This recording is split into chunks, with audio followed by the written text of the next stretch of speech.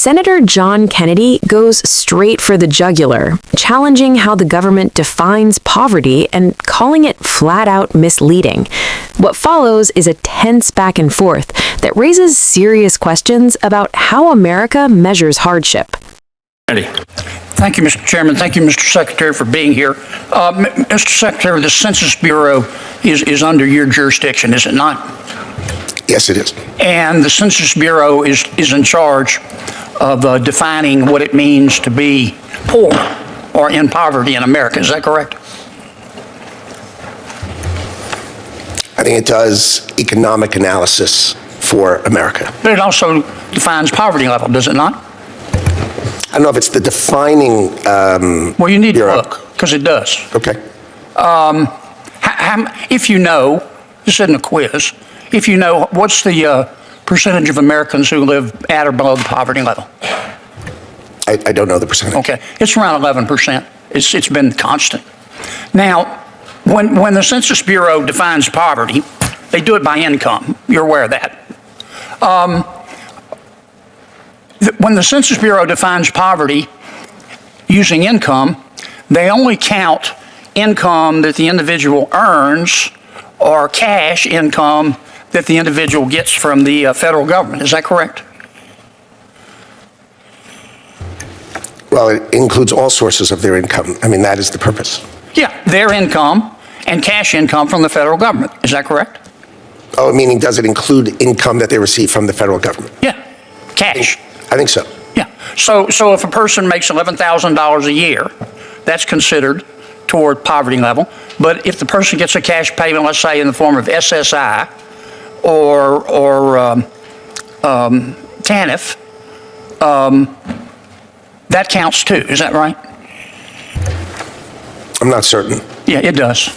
Okay. Are you aware that your agency doesn't count non-cash payments from the federal government defining poverty? I'm not. Are you aware that your agency doesn't count refundable earned income tax credits, or food stamps, or housing subsidies, or utility bill subsidies, or Medicaid, or free school meals? They don't count that. They call it a non-cash payment, and it doesn't count. You aware of that? It sounds to me that you and I are going to spend some time together and we're going to change it, but I did not know that, and it sounds like something that we should add. And the purpose of my questioning is not to punish people who need help. The American people are the most generous people in the world.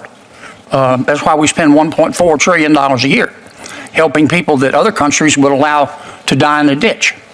But your Census Bureau says it's 11% who live at or below the poverty level. That's a lie. It's 1%.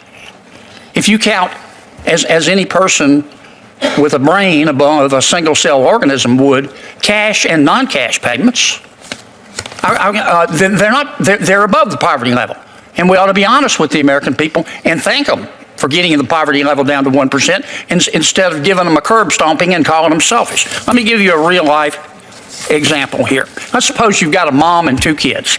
According to your Census Bureau, the poverty level for her is $27,000. She makes $11,000 a year, let's say. So she's below the poverty level.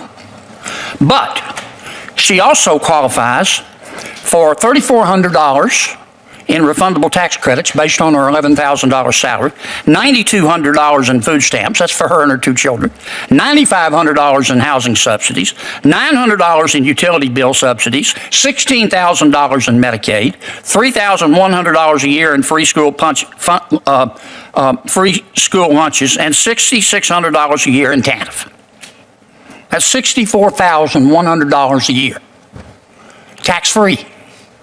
Is she living in poverty? Doesn't sound like it. No, but your Census Bureau counts her as being poor. I'm not saying take away her benefits. I'm saying give the American people a little credit. And I really think you need to change the definition to a definition that looks like somebody designed the damn thing on purpose. Final question, I'm going to hurry, Mr. Chairman. Why don't you just use satellite internet service? Why don't you just use Global Star or Starlink? You said the cost is $4,000 per person in Louisiana. For $600 you can buy a Starlink terminal. Why don't you just do that? and do it across America and save a bunch of money. The states were responsible for determining the best outcome, and sometimes fiber in a dense location can be economically better. Sometimes satellite does not work best It on can't geography. be cheaper. That's not possible. Can't be cheaper. Math is, each of the states did their best. We worked it out with them, and we moved on. I just don't understand. You can buy, I'm not saying do Musk. There are others that just throw it out for bid. But $600 for a terminal versus $4,000 for for fiber optic? This is taxpayer money. I'm done. I'm sorry, Mr. Chairman. Madam Chairman. I should have known it's you, Shelley. You're much nicer than Jerry. You would have cut me off. Yeah, Senator Shaheen. Thank you, Madam Chairman. Mr. Secretary, thank you for... Senator John Kennedy wastes no time pressing Howard Lutnick, zeroing in on a surprisingly complex issue: how poverty is actually defined in America. What begins as a technical discussion quickly turns into a pointed critique, as Kennedy suggests that the current system paints an incomplete, even misleading picture of economic reality. Kennedy highlights a critical distinction. The Census Bureau counts income, but excludes many forms of government assistance like food stamps, housing subsidies, and Medicaid. This omission, he argues, distorts the true financial situation of millions of Americans, making poverty levels appear higher than they might actually be. As Lutnick struggles to provide clear answers, Kennedy intensifies his argument with a detailed example.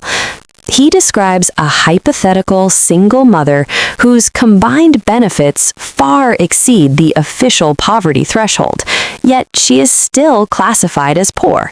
For Kennedy, this contradiction underscores a systemic flaw in how poverty is measured. By the end, Kennedy pivots to government spending efficiency, questioning costly infrastructure decisions and proposing cheaper alternatives like satellite internet. The exchange leaves viewers with a broader takeaway: how data is defined can shape national perception and policy far more than most people realize.